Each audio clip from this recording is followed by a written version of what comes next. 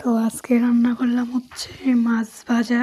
এটাই কি বলে রুনা ইলিশ মনে হয় বলে, আমার মা চাচিরা বলে, মানে শুনছি আর কি। আমি এত কিছু জানিও না, মানে মাছের নামই বলতে পারি না। আর হচ্ছে বেগুন ভাজা, আমার হাজব্যান্ডের পছন্দ। কচু শাকটা হলো আমার পছন্দ। মাছ ভাজাটা দুজনেরই পছন্দ। আজকে সব শুকনো খাবার। তো চিন্তা করলাম যে না, আজকে যেহেতু শুকনো খাবার সব, তো একটু ডাল বোনা করি। তো একটু ডাল বোনা করলাম।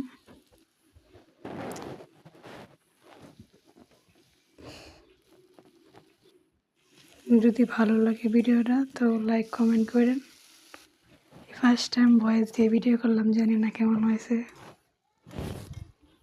একদম ডাল রান্না করা শেষে ভাত তো খামো, খিদা লাগছে, অনেক অনেক ক্ষুধা।